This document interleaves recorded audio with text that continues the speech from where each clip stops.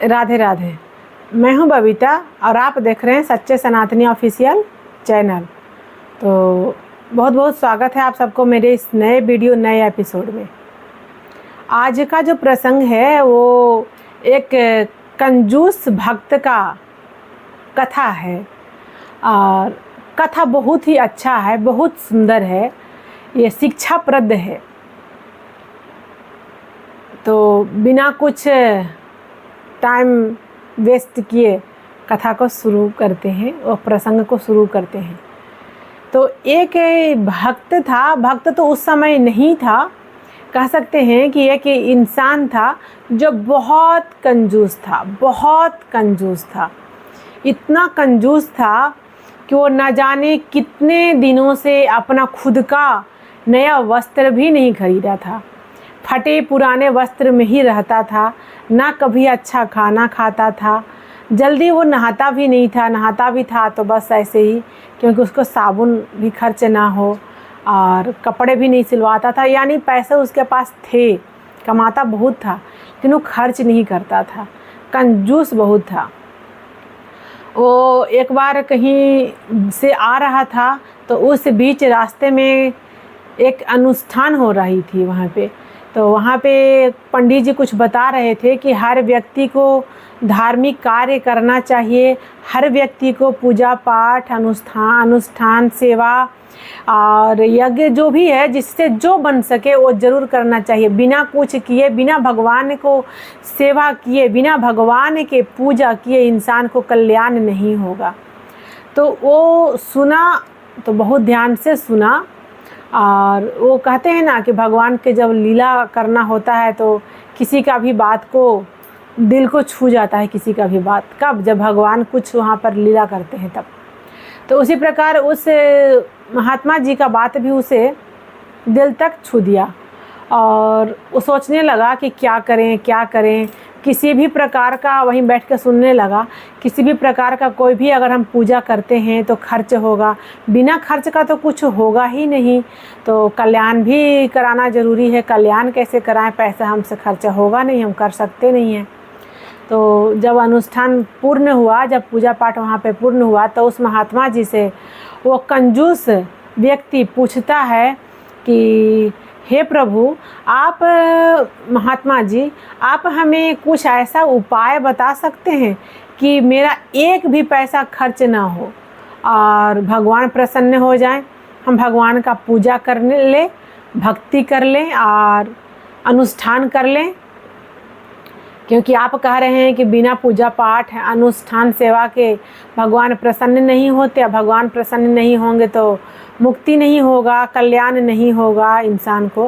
तो कैसे करेंगे? आपके पास तो हर चीज़ का उपाय है, यानी महात्मा के पास तो हर चीज़ का उपाय बताते हैं, तो इसका भी उपाय आपके पास कुछ ना कुछ तो होगा ही, तो आप हमको ज़रूर बताइए।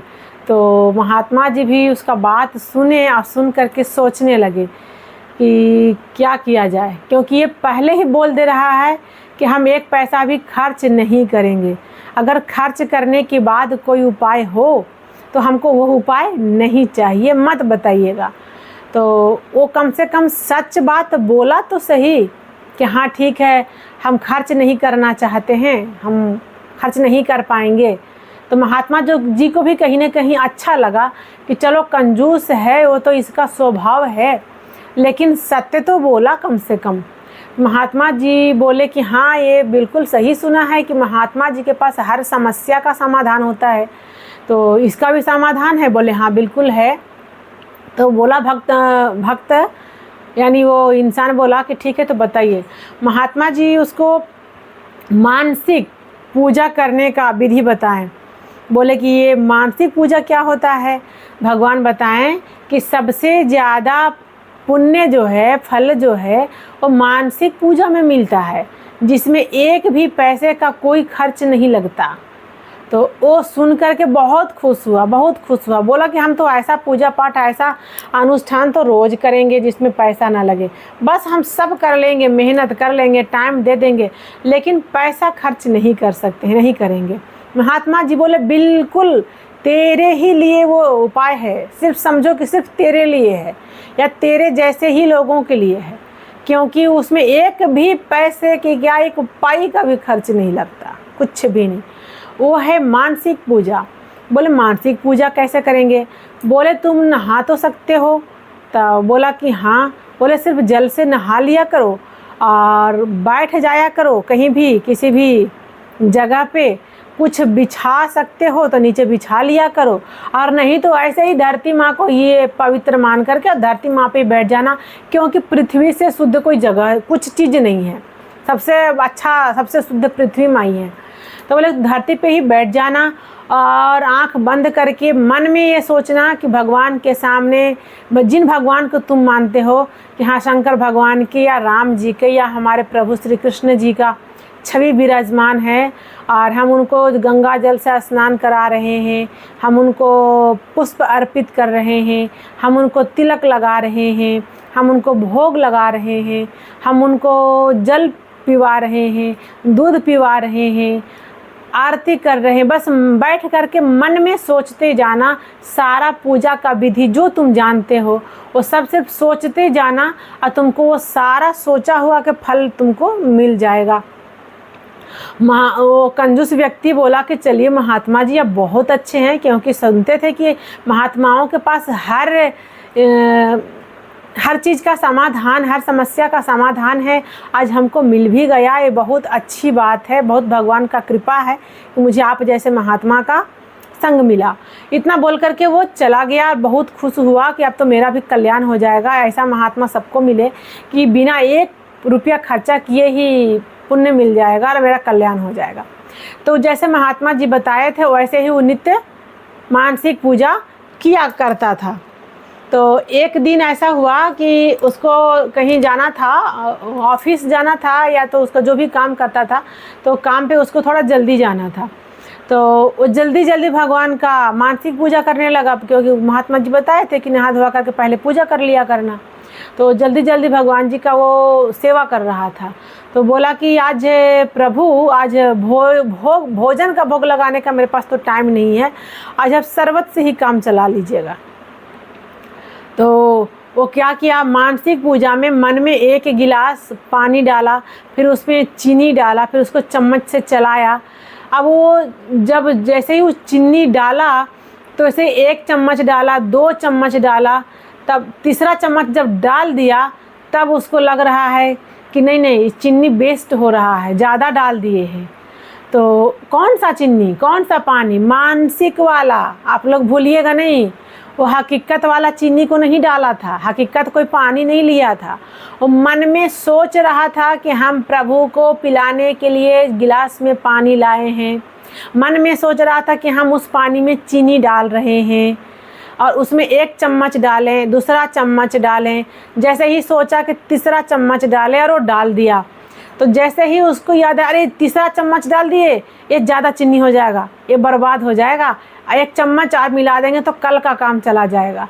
तो वो चम्मच से, जो चम्मच से मिलाने के लिए रखा था चीनी को शरबत बनाने के लिए, वही चम्मच से 1 चम्मच चीनी पानी में से निकालने लगा। इन्होंने निकाल के इसको रख लेते हैं, कल काम आ जाएगा, आज दूसरे बर्तन में रख देते हैं, कल काम आ जाएगा।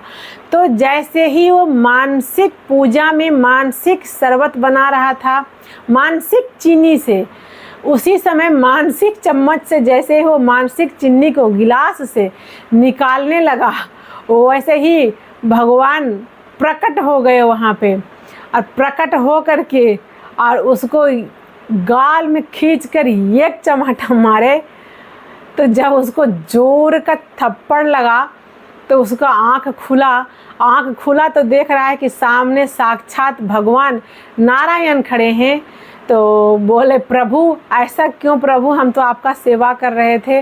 बोले कि कंजूस का भी कोई हद होता है, तू मानसिक पूजा कर रहा है जिसमें 1 भी पैसे का खर्च नहीं लग रहा है, फिर भी तुम 1 चम्मच चीनी ज़्यादा डाल दिया, तो तुम उसको चीनी, उस मानसिक चीनी को मानसिक चम्मच से निकाल रहे हो।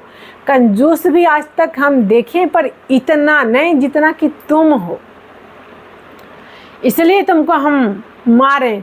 तो वो इंसान बोलते हैं ना कि जब भगवान का दर्शन हो, सतगुरुदेव का दर्शन हो और किसी संत का दर्शन हो, तो आत्मा अपने आप निष्पाप हो जाती है। सिर्फ इन तीनों का दर्शन करके ही सारे पाप मिट जाते हैं, सारे मन का द्वेष मिट जाते हैं और सारे आत्मा का अंधकार मिट जाते हैं और प्रकाश हो जाता है।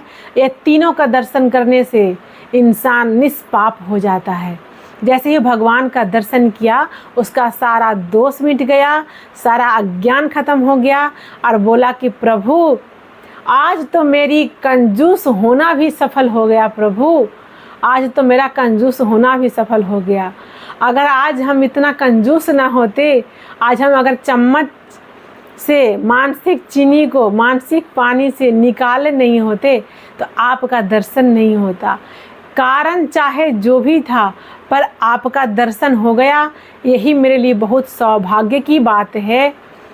तो ये प्रसंग जो है वो ये दिखाता है कि देखिए, आप किसी भी प्रकार का भक्ति करें, किसी भी प्रकार का भक्ति जो आपके लायक हो, आप जिसके लायक हों, जो आप कर सकते हैं, लेकिन उसको नियम से रोज़ कीजिए और उस पर आप अडिग रहिए। ये नहीं कि 4 दिन किए फिर छोड़ दिए, 2 महीना किए फिर छोड़ दिए, 6 महीना किया है तो भगवान प्रसन्न नहीं हो रहे हैं, लक्ष्मी जी ऊपर से नहीं बरस रहे हैं, ये कृपा नहीं कर रहे हैं, मेरा वो काम नहीं हो रहा है तो भगवान को क्यों पूजा करें, क्यों सेवा करें, छोड़ दें। ऐसा बिल्कुल नहीं कीजिए, क्योंकि वो कंजूस था, उसका काम पे जाना था, फिर भी वो पहले भगवान को मानसिक सेवा कर रहा था, क्योंकि मानसिक सेवा करने के बाद ही जा रहा था। भले वो भोजन के जगह शरबत का ही भोग लगा रहा था, लेकिन वो भोग लगा करके जा रहा था, यानी कि वो अपना डेली का जो भगवान का भक्ति का रूटीन था वो नहीं छोड़ा था। उसका जो स्वभाव था कंजूसी मानसिक पूजा का, वो भी वो नहीं छोड़ा था। तो भगवान उससे भी प्रसन्न हो गए और उसको दर्शन दिए और उसका कल्याण हो गया।